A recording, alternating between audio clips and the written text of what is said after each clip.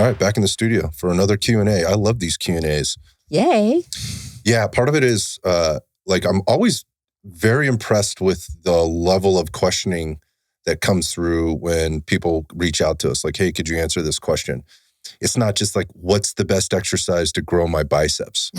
I don't know, Google that shit. There's a million of them. It's never about the exercise. And I think, the people that listen to the show, which I really appreciate, are ones that are like, no, I get that part. So there's nuance to everything. And you guys handle nuance here at we handle nuance here at Red Dot Fitness all the time. And I think you either appreciate it or you don't. But what I just want to publicly acknowledge is how much I appreciate that the listeners and the people that send these questions in appreciate the nuance, right? And they want to know about that stuff because that just shows, I think, a higher level of thinking. It inspires me. It restores faith in humanity and that people really do care about important things and they want to know more. They want to be educated. And while we're not sitting up here as the end-all be-all to any of this stuff, anytime we can kind of fill in the gaps for people and they, and then they can take something away from it and apply it to that smarter approach to their own health and fitness, I get fired up about it. So let's get started with the questions. How can I effectively incorporate periodization into my training program to avoid plateaus? Great. This is a question that I think more people should be asking. So again, I really appreciate this question. How do I incorporate it? I think first off, we talk about why it doesn't get incorporated first. And then we can kind of talk about, let's start with like, what is periodization? How do we want to handle that sort of at a high level? So periodization is me taking my workout routine through a different peaks and valleys, whether that is being, most of the time it's reps, right? I'm going from reps to intensity. I'm switching off. So as I get to a higher rep count, I'm at lower intensity.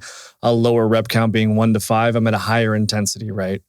And what I do is I'm able to, whether the person sports specific, I'm able to dial this in through peaks and valleys to have them peak or do what they want to do at the right time. So whether that's a bodybuilder trying to cut for a show, an athlete trying to perform for a sport, right? We're able to dial these things in, whether it's off season, in season, to have them perform or achieve whatever they want to do at that time. And as we know, the body starts to become resistant to a lot of this. So we look at 3 to 6 weeks, and that's where we start cycling. And that's where we use the science and us as coaches to see what's coming back from the athlete to when to switch and when to keep going. Those variables. Yeah. So I guess I think of periodization as more of like a calendar of programming, what I'm doing when, based on frequency, intensity, loads, and time, as far as rest periods and those types of things.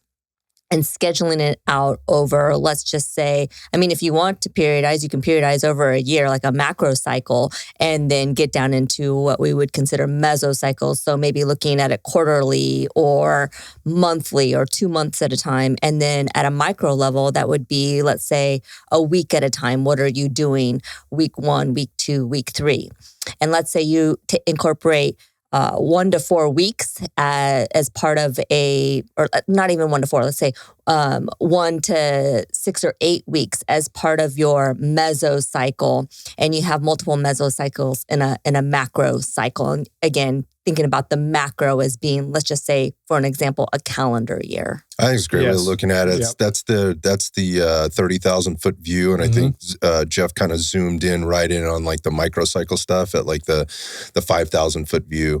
The basic exerciser kind of loses track is this. If I asked probably, let's just say I had 10 people standing there, and these are folks that exercise on a regular basis, right?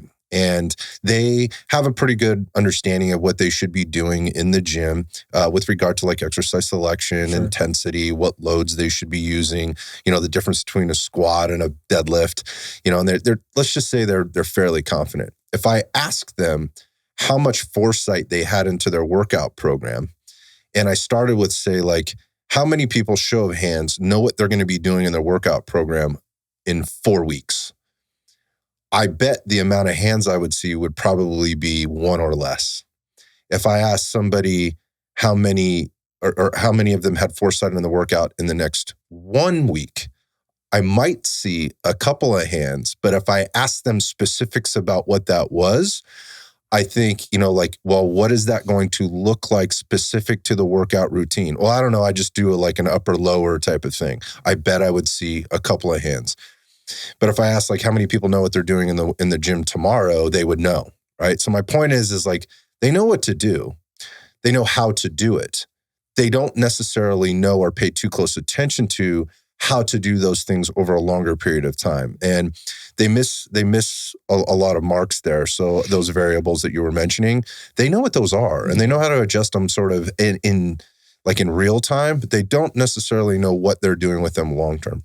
Yeah, long term. So, the other thing I think about with periodization is, do you have a goal? Because that goal will help to set a marker that you want to achieve. And then you work backwards from that marker or that goal and how you create your program or your periodized plan of how you're going to achieve that. So, we've talked about in the past, if we're going on a vacation, let's say in, I don't know, spring break of next year, because we're sitting here in the month of October.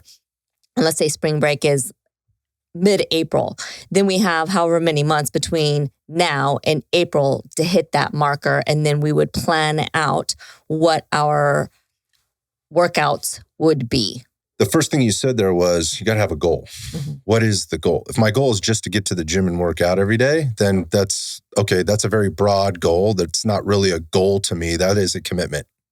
Right. So we got to look at like, what is the goal? Am I trying to perform? That's where you started, Jeff. Like, do I have an event I'm trying to perform at that I need a peak for? It could be anything from triathlon to a season as a baseball player or a tennis player or something like that. What kind of condition do I need to be in at this particular point? And I think, again, people listening to this going, yeah, but I'm not an athlete. Like, this doesn't really apply to me. Yeah, it can though, because at what points during the year do you want to be in your peak shape or aesthetic shape, if you will? Like, again, I think people can relate to that. Well, I'm going on vacation or, the summer time comes around and I want to be as tight as I possibly can or as lean as I possibly can. This is periodization. It's planning. So really what periodization is, going back to what you were saying, is you have a goal, right? And you're trying to make adaptations in order to meet this goal. And everything that you do is about a stress that you put on the body, right? In this context, the stress that you put on your body and the adaptation that you're able to achieve within that stress or within those stressors. And then that's also taking into account all the other stressors outside of the exercise that you're doing, how that could impact that. So that goes into the periodization. So I think first is having a goal.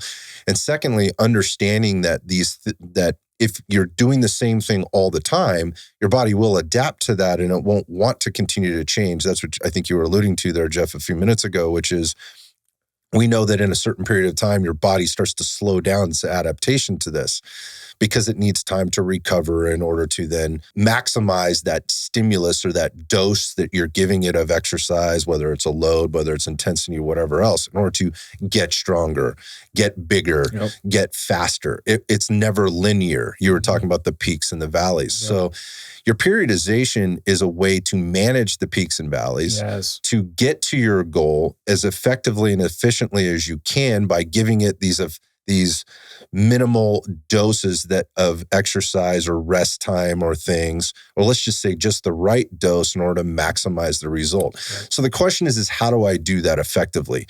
It's having a goal. Like, you have to have a goal that you can put a pin in the paper on and go, this is where I'm trying to get to. Can that goal shift? 100%. And you should expect it to at times, like, because you may achieve your goal way ahead of schedule and go, I didn't even think that was possible. And now you're like, what do I do next? It could be like, oh, maybe I've set a little bit of an unachievable goal, but in this particular time frame, so I need to dial this back a little bit and choose something that makes a little bit more practical sense for me, right? That I can apply these basic principles to and get to. And then once we get there, reevaluate, what should my goal be now? So that's having some awareness is a big part of periodization and setting those goals. How could I do this? Well, the first thing is I think wrapping your head around thinking into the future. And that sort of that example I brought up, for those people that are listening, just ask yourself this question. If Scott asked me right now what my workouts are going to look like in a month, what would I tell him?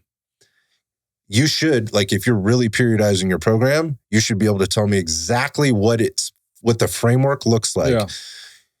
I'm transitioning out of this phase into this phase. What you should be able to tell me, this is where I plan to be with regard to my exercise selection, my reps and sets. Now, obviously, just like I said, those things can change as you go. You should expect you're going to achieve and not achieve some adaptation in some respect. But if you're truly periodizing, you should be able to look at that. Mm-hmm. If a client asks me, what does the program that you have put together for me look like in a month? I should be able to tell them that.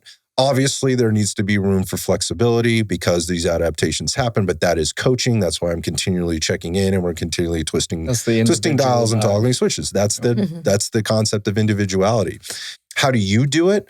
Set that goal. Secondly, understand what the basic variables are that it takes in order to achieve that goal. And without getting too deep into the weeds, we talk about this on the show a lot. Like, is my goal, where does it fit into this triangle of awareness? Yeah. Is this an aesthetic goal? Is this a performance goal? Or is this more of a longevity, healthy lifestyle type of goal? What are most people trying to do? Oh, we always hear this. I just want to tone up. Right. Well, what you're telling me is you want to put on some muscle, right? And you want to be able to see the muscle that you're putting on. So body fat, you're talking about a little hypertrophy plus a little bit of metabolic conditioning. So for what you just said, I want everyone to understand there's a building phase and there was a cutting phase for that. Right. He needed to build muscle and he needed to cut fat to see that. And it didn't happen in the 3 to 6 months. Yeah, it happened in these periods. Exactly. So this is what we're talking about. So what are we doing now to achieve this very specific goal where I need to put on some muscle? Well, that putting on that muscle should be irrespective of losing body fat. Exactly. It may be a byproduct of what we're doing. So this is what I mean about wrapping your head around things. So how, again, the question being, how do I do it? The way to do it, if you've never done this before, is likely to get yourself into some type of a program that is periodized already. Mm-hmm.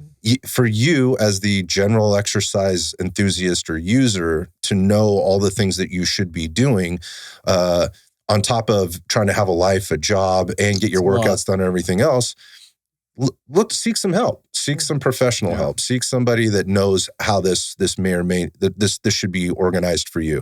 That's going to start with understanding who you are, right? Your health history, your exercise history, and more particularly what your goals are, and then being able to work with you through that process. Buying a cookie cutter type of program and automatically expecting a certain result that, again, a program that may have no flexibility in it whatsoever, that could leave you short of your goals. So you want to be purchasing something or getting yourself into something that fits the specific goal that you're trying to achieve. So if that's a muscle and strength building program, you want to go into one of those, right? It's not the program that's going to don't buy the program that's going to get you fit to compete in the CrossFit Games because the guy that's selling it or the people that are doing it look like you want to look. Like, that is a different type of training program, and the periodization there is going to be much, much different. So you want to choose a program that fits the specific goals that you have for that specific time period. And then that's going to be mapped out in front of you. And then once it's mapped out in front of you, you'll see how these things can be organized.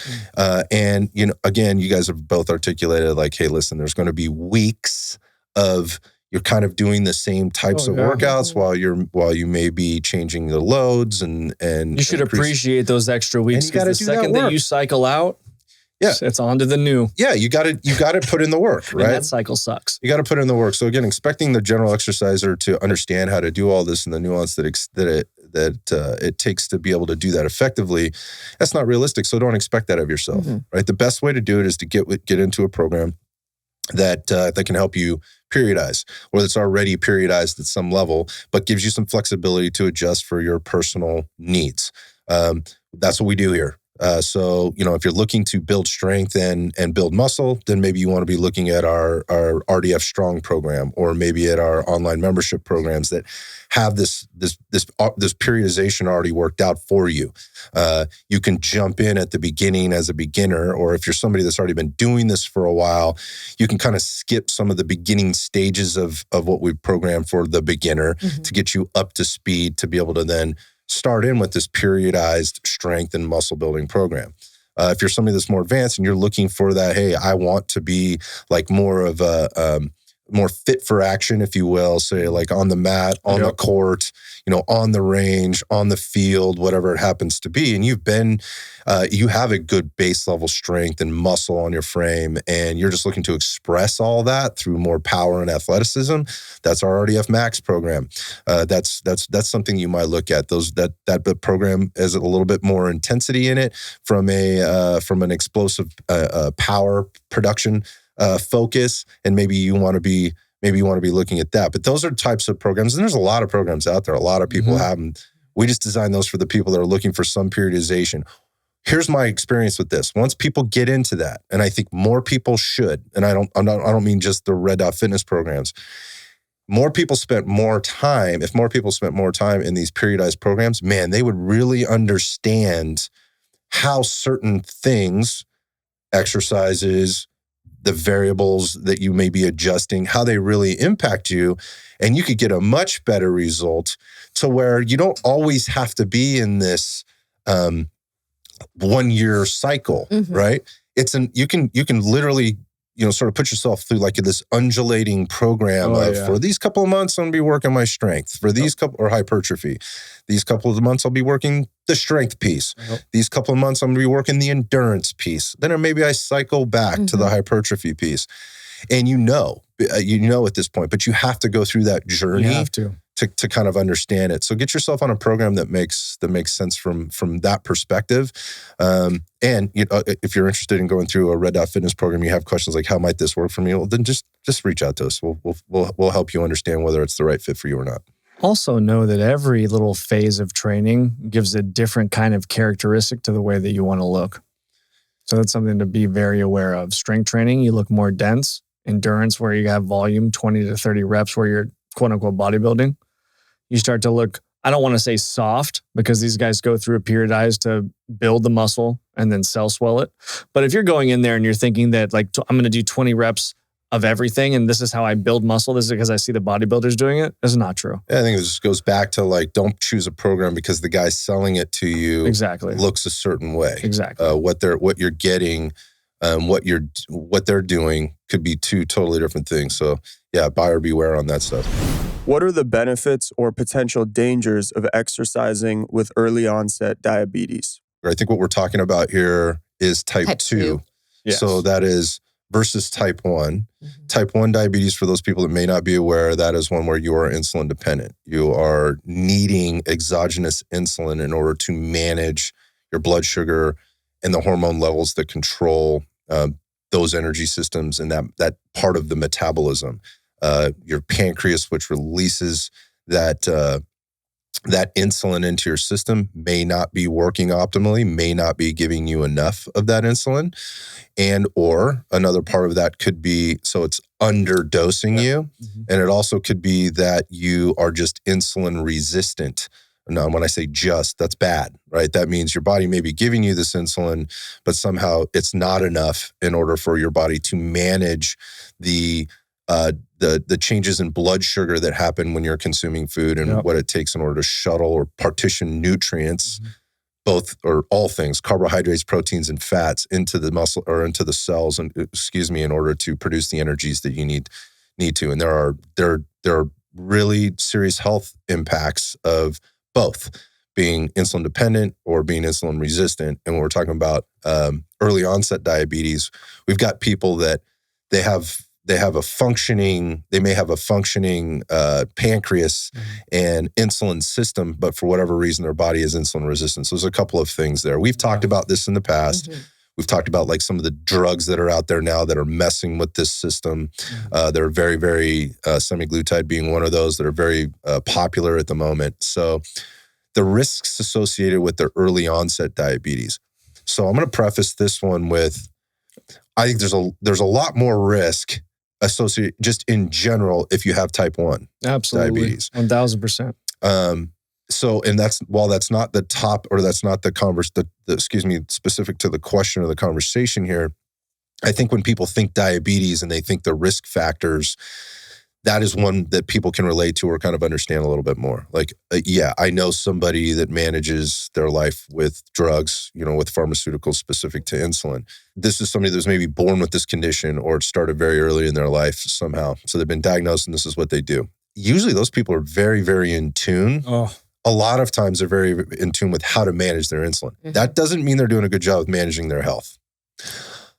I have some stories about that, but my point of this is like, I don't hear a lot of stories about people going to the gym that have type 1 diabetes that are dying or suffering because they're exercising with type 1 diabetes. Mhm. Are there risk factors that you need to be aware of? absolutely. Absolutely. There are cardiovascular risk factors. There are But these neural guys risk are aware. factors. They're aware. And they're generally working probably pretty closely with their doctors in order to manage that. That's not everybody, but the person that's asking this question who is exercising or whatever, that's generally what's going on. So flipping it over to the early onset, these are folks that for whatever, a multitude of reasons, don't manage blood sugar very well. Yep, cell resistant. So they may be resistant. So what are the negative downstream effects, or let's just say risk factors associated, that was the question, sorry, risk factors with the early onset diabetes and exercise?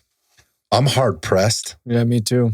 to find a lot of risk factors. There's probably more risk at not doing anything than doing something. The only thing I could say is blood flow issues, but at the same time, how are you going to get a better result than getting your blood to flow? There's levels to everything. Absolutely. Right? So where are you in your early onset? Have you been diagnosed or are you borderline, diabetic at this point? Neuropathy, what's going on? What is going Yeah. on? That's for between you and your physician to understand. And obviously you want to follow, your physician's direction with regard to how this may or may not impact you. But risk factors for an early onset diabetic, look, I think there's probably more. And if you search around on this and you start to look at some of the studies, I mean, the NIH has some studies out there that you can look at, the Centers for Diabetes Education. There's a few different organizations out there, and you search for like, what are my risk factors with with early onset or type 2? You don't get immediate results on that. You really have to dig into there. And what I'm telling you with regard to, there's not very many.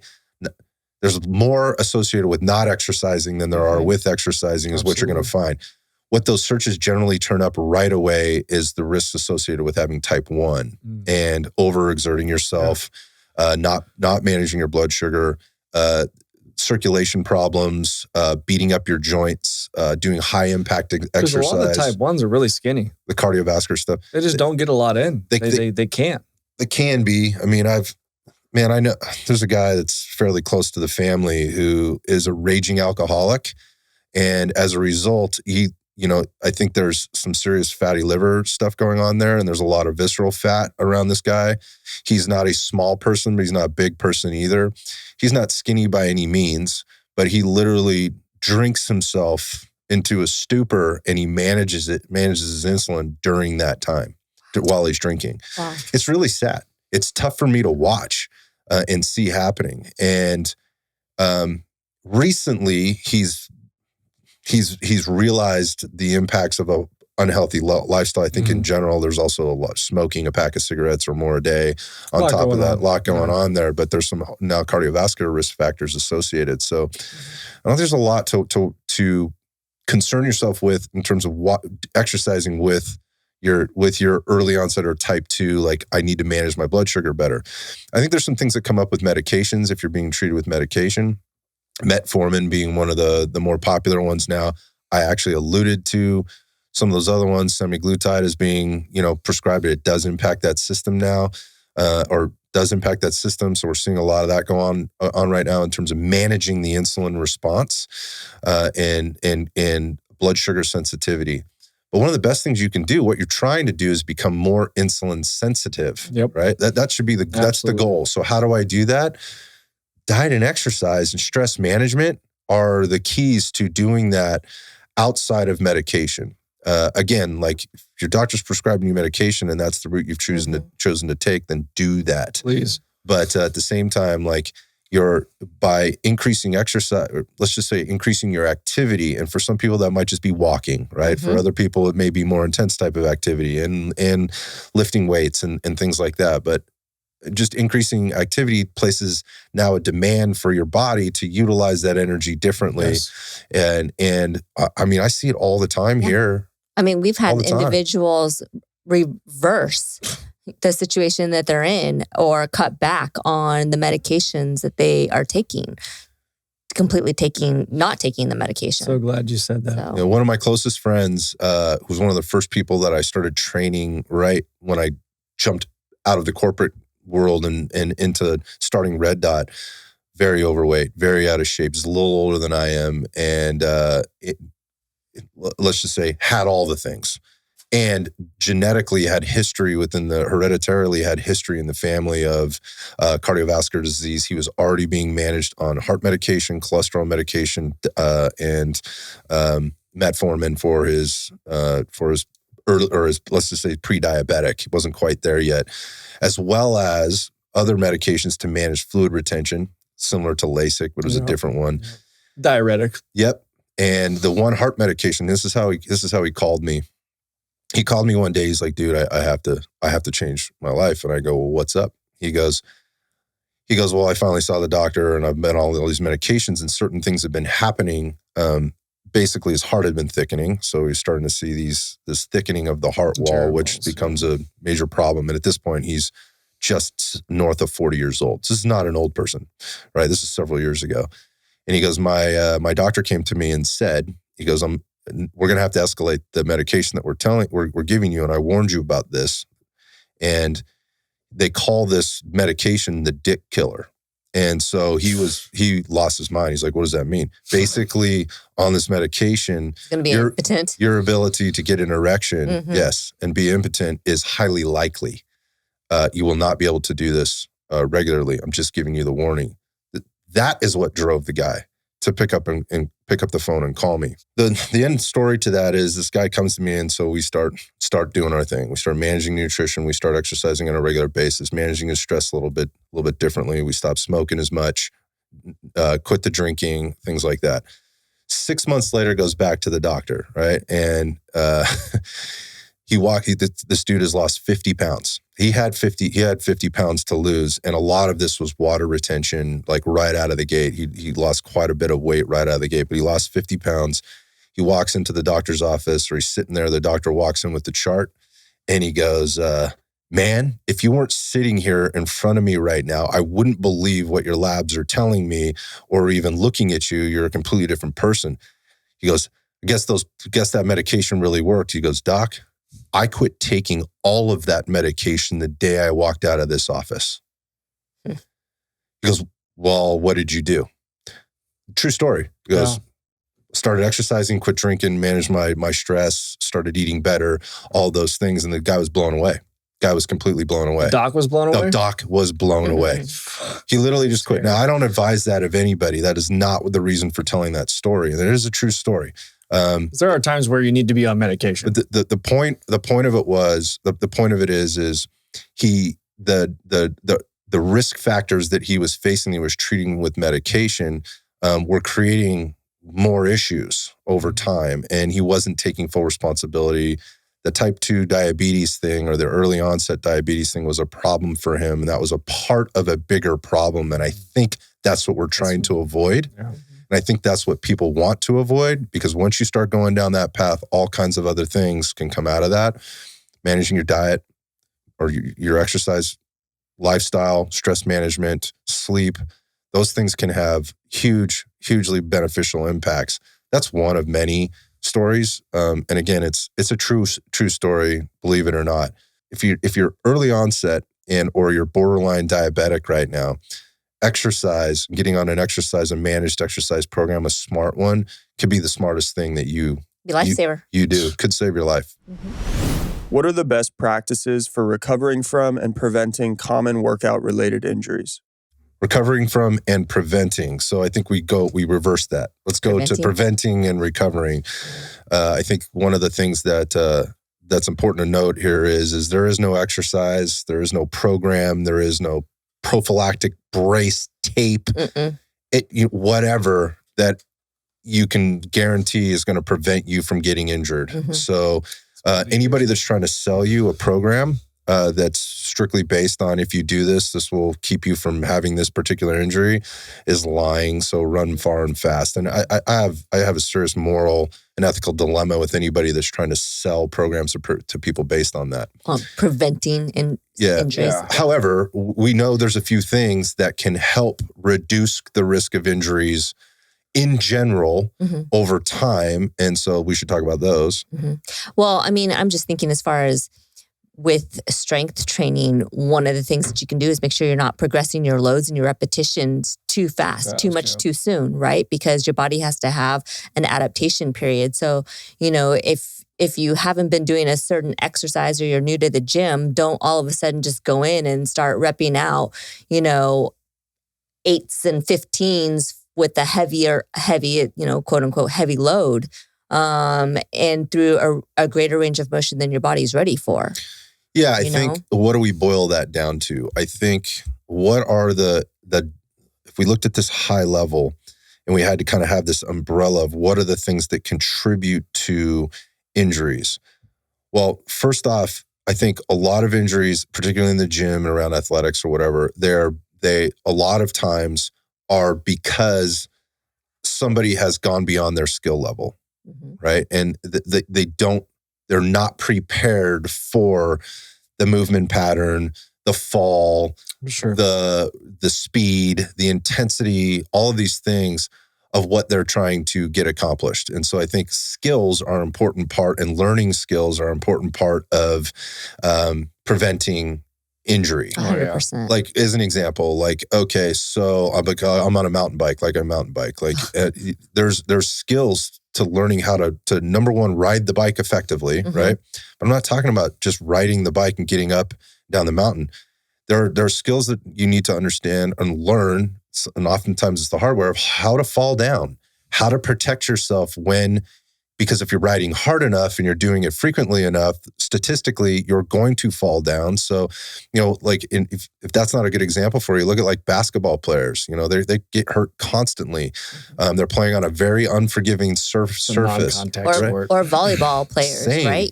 You are taught how to roll. Well, you should be learning that, right? If you go to jiu-jitsu, martial arts, or whatever, you're taught how to fall down, right? So I think a lot of this is, like, without getting, again, too far off track here, it's making sure you learn the skills, you know, that are associated with whatever activity is that you're embarking on. Lifting weights and the movement patterns you use while you're lifting weights are skills. And you need to, you know, I think if you master those, you decrease the likelihood of getting injured during that. Doesn't guarantee it, but you could decrease the likelihood. So I think that's one thing. Other contributing factors are things like fatigue, and people being tired, both maybe it's cognitively, or muscularly, like they're fatigued. And so things start to break down. The ability to perform the skill, breaks down, or the ability to avoid the fall altogether, or to react to the fall, or whatever is part of it. So fatigue, I think, is one of those things. So if we can avoid that, or sense when that is coming on, or just be very aware of that, and do the things from like a recovery perspective, from a nutrition perspective, from a mindfulness perspective, we may be able to prevent some of these injuries from happening. In your specific example, it's putting the ego aside and making sure we're not doing things like overreaching, overlifting, going beyond both our skill and ability or capability levels that put us in a position where we could get injured. I mean, you're talking about, like, I think specifically you're kind of relating to like soft tissue injuries and joint things. Like, I mean, so many times, like after I'd hurt myself in the gym, I just stepped away feeling like a total dipshit, just going, that didn't need to happen. But even if you have the mastery of a certain skill and you've been away for a while, and then you come back and all of a sudden, you're going to go at it rusty, absolutely hard in the gym. There's soft tissue adaptation that has to occur. So it's, you can have the skill, but it's, again, how too much too soon. Yeah, I think just like the good parts of working out is an adaptation to a stress.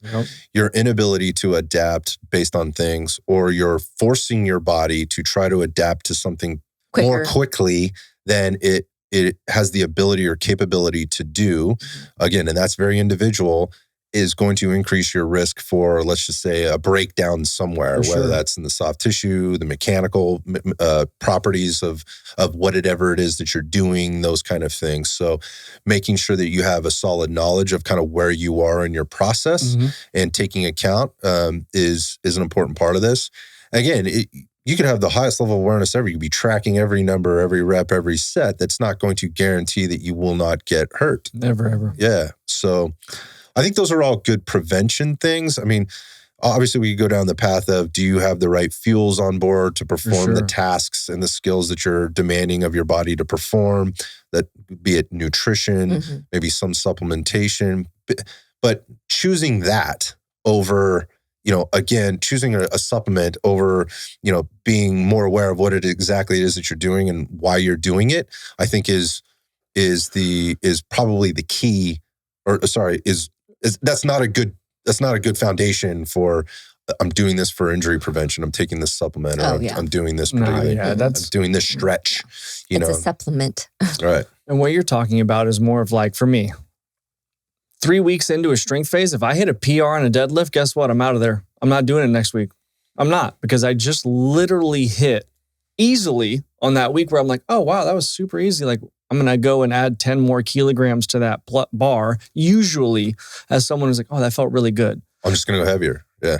Now in my training, the second that I hit a 10, 20 kilogram PR, I'm done. Yeah, you walk away to reap the benefits now, right? To recover beyond whatever that threshold was. So now you come back stronger. Because guess what? Either next week it's going to be the same kilograms with a couple extra reps, or it's going to be 10 kilograms, and it's probably going to be the latter on that. That's a really great example of the overreaching. Like, oh, well, I just did this, so I should push myself further. I think that's a huge trap. And it's a huge trap, and that's a very good point. And I've fallen into that trap myself. Again, going back to that didn't. Getting back on the platform or under the bar or whatever the case is, going, well, that shit didn't need to happen. Like, why? I just did better than I've ever done. So there's that, and also the like not wanting to rush the plan. Like if you have a solid plan out in front of you, injury prevention often starts and stops with following the plan and not trying to get outside of the thing.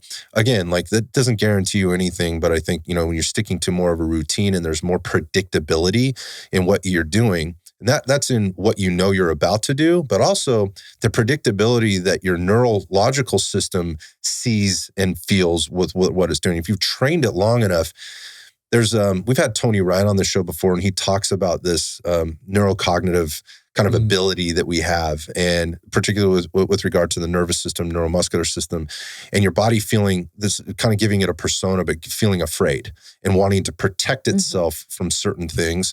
And a lot of that has to do with, this is unpredictable. I don't know what this is. I've never felt this before. Or I'm sort of scared. Now, obviously, your fascia and your neural system and all that, it doesn't have a persona. Like, it might not have emotion, but at the same time, it does have a reactivity component to it, where if you get into a position that it doesn't like, everybody's felt like that. Like, what happens if you get into a Kimura on the jiu-jitsu mat? Like, if you've never been there before, there's an oh fuck, oh shit response. Like you tense up, you try to fight your way out of that. There's an immediate like almost power response. So, I gotta get out of here.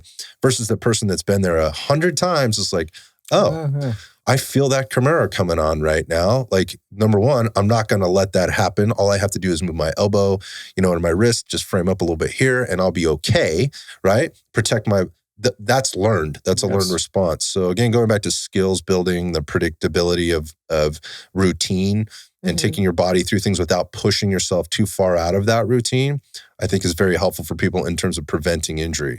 But the longer you stay in this, the more propensity there is for this to happen, and it will likely happen, and you will probably going to suffer some type of an injury. And so the next part of that question is like, how do you return to play? How do you come out of it?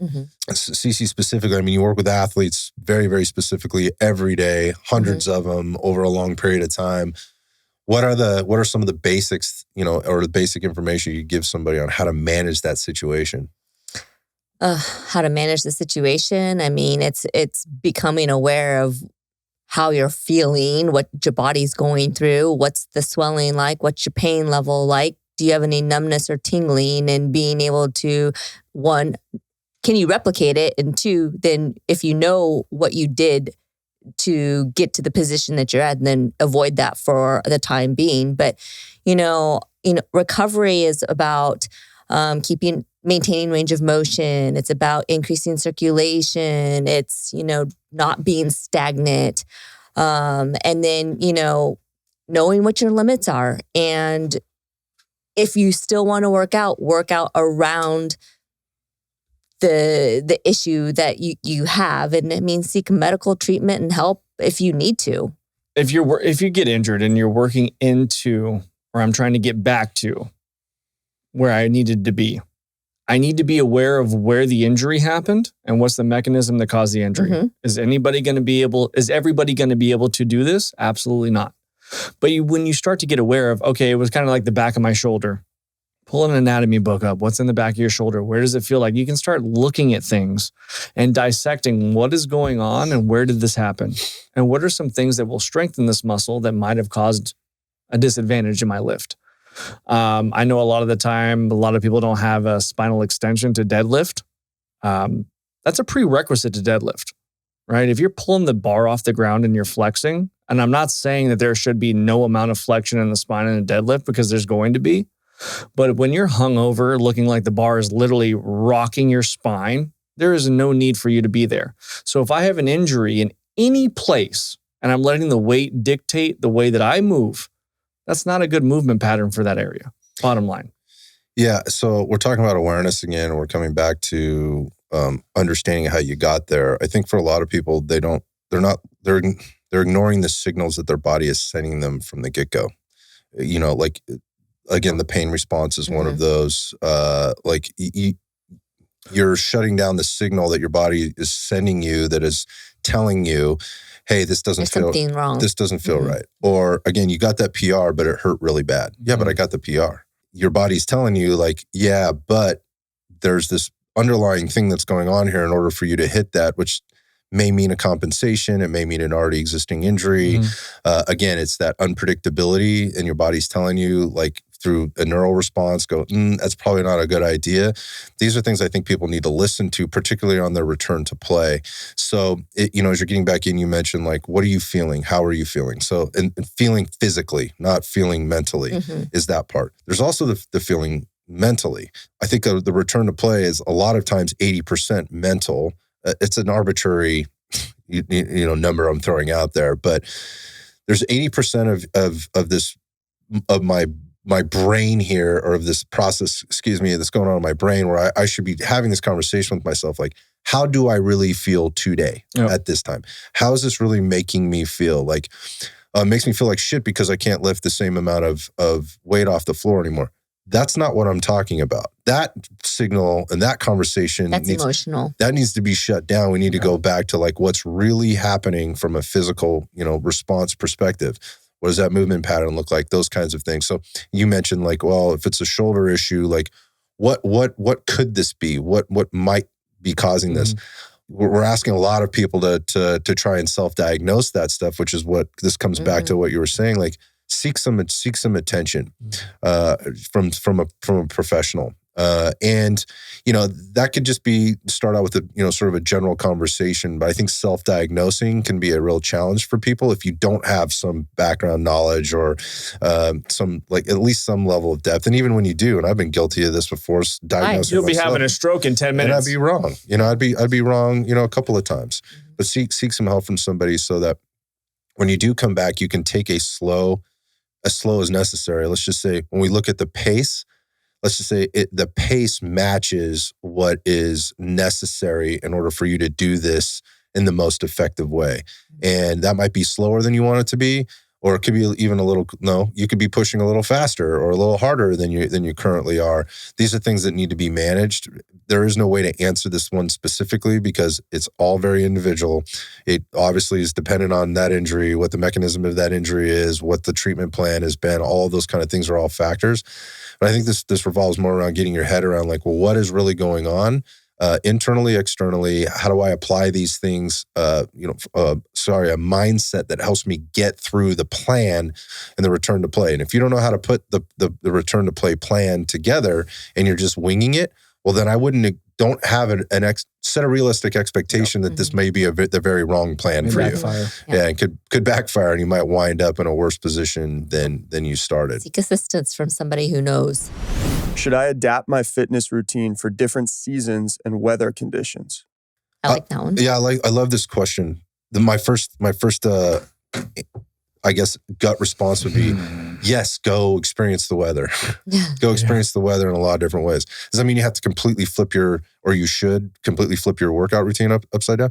No, but I would take advantage of what nature is providing you for a few different reasons. But I'm curious on your takes. We talked about periodization earlier as far as, having a goal. And if you have a certain goal and it's season dependent, we talked about this, I think last year, ski season or snowboard season or water skiing, or, let's say that it's spring season and you're wanting to do a spring triathlon or something like that. Yeah, absolutely. Go ahead and adapt your fitness routine to meet that goal. I love the question because it just sounds like they're like, hey, by the way, when it's cold outside, can I go fuck off? Which I like. But if you're in a really cold climate, for some reason you want to wear a sweatshirt, sweatpants, and go and work out, this is not going to change my rep scheme and my progression. That's because one, if we're looking at, if you're in Ohio, right, and it's cold, you're going to wear a fucking sweatshirt. And by the time that you progress into spring and summertime where you want to cut, if I haven't done the work here, I don't have any work here, right? So what am I going to do endurance on the front end and then come into my strength on the back end of this? Do you know what I'm saying? So I'm not going to let my outside change what I'm going to train inside of a gym. Yes, maybe running, things that are done outside sports specific, but anything that is aesthetic or strength driven that's inside shouldn't really take a backseat, in my opinion. Yeah, I think the seasonal thing comes up for me personally every year for a couple different reasons. There's some things to consider here when you're answering this question for yourself. One is, what's your goal, right? Because if your goal is to be, a competitive snowboarder in the wintertime, then the period, how you have your program periodized is going to happen sort of seasonally, whether you like it or not, right? So that could be part of it. But I think for me, it works more like this. There are certain things I like to do outside. Being outside as part of my fitness program is really important to me. I loathe doing everything inside. I do what I need to do inside as it relates to, maybe the weightlifting part or the lifting weights part, strength training part. But as it relates to cardio or just getting outside and playing, or what I'd say is get outside and training, the seasons do impact that for me in a couple different ways. One, like cycling, which is something that I like to do. I fucking hate doing that in the heat. And it's not because I can't do it or I'm heat intolerant. I just don't like doing it, which means I got to get up early in the morning during the summer times to get out on the road. And that doesn't always jive with the work schedule or whatever, the travel schedule or whatever it is. So I think that somewhat impacts what I'm doing at certain times of the year. And so I think about my programming and when am I going to do more cycling? The fall here in California is the best fucking time to cycle. And you can do it right on through the winter because it doesn't get really that cold, at least at sea level, which is where we are. Even getting up to the 3,000 foot elevation, which is kind of where it maxes out around here. It gets a little crispy up there, but it's not like we're not in the teens. It doesn't get that cold. I mean, it might get down into the 30s and the 20s at night, and it kind of heats back up during the day. My point of that is I really like that type of weather. So I'll usually find me on my bike a little bit more during the fall and winter seasons here. They're kind of the same season in California, but you'll find me more there versus in the summer. I like to be outside in the sun by the water, or whatever else, be on the surfboard, be at the beach, doing things outside where I am in the sun and I can get a workout, but also enjoy myself. So I guess my whole point of this is seasonally things change as they are, or as they do. There's different things you can do during the season and you might be able to prep yourself for those things. but I don't think it should impact, like the overall plan. What is the overall plan? The plan is the plan. You can you can leverage the seasons within your plan to make it work for you. I understand people live in parts of the United States where like riding a bike in November or in December is just not a fucking thing. Not happening. Like I also ice and snow. I also will not get on a stationary bike. Like I'll do it for like exercise testing. That is it. I'm not getting on and doing my rides inside. I just won't do it. And I understand like other people like, well, dude, I ain't riding my bike in December. And you just said like Ohio, right? Or like Michigan. I wouldn't either. I wouldn't ride my bike then either. So, what is it that I do? Maybe I do take my cardio routine inside during those few months of the year, but all the rest of the months during the year, I'm outside. So the thing about the seasons too is every year there are so many things I've never done, like I've never tried, or I haven't done in a really long time. Like so the surfing thing, like I hadn't done that in years, decades. It was over a decade, right? More than a decade. It was a decade and a half, right? So it's like, you know what? It's the summertime. Like this is the season for doing this. I live in California, for Christ's sakes. I got to get out there and get back on the surfboard. And so I explored doing new things to stay active, right? It's never about one thing for me. And I think maybe the seasons can help you do that. Like what's the new thing I'm going to try this year? Is it cross-country skiing? Is it snowshoeing in the winter? Is it, I don't know, ice climbing or some fucking crazy shit like that? Maybe you're doing that. You can leverage it that way. My friends in Arizona, I don't know what the hell you do outside of go inside during the summertime because it's so hot there.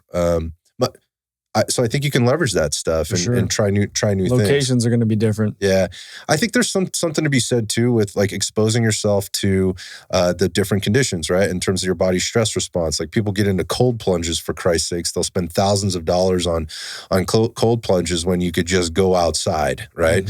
And do things to expose yourself during the cold, during the winter. So I think that's a way to, maybe you lift weights, like you said, like you've got a garage gym. You're in a very cold part of the, cold climate and part of the, in part of the United States. Get out there, work out there in the cold. It is a different feeling. Yeah. Like you will impact that parasympathetic system as well as the sympathetic system much differently in those cases. So there's ways I think you can do it. But to your point, Jeff, like I don't think you completely change the game because it's summer or winter or it's spring. No, I don't think you have to completely change the game. But I mean, if you have a goal and that goal is season dependent, then there's nothing wrong with changing your workout program to reach that goal. And the other thing is too, let's say it's, ski season and let's say you're in a hypertrophy phase. I mean, I don't want to go through a hypertrophy phase during ski season and then potentially be sore out on the slopes. I might be more in a power phase by that point. So quick and dirty, yes, the rest periods are a little bit longer, but, maybe my range of motion is a little bit more limited. So then, come the weekend, my body's not feeling it. Trashed. Yeah. Trashed.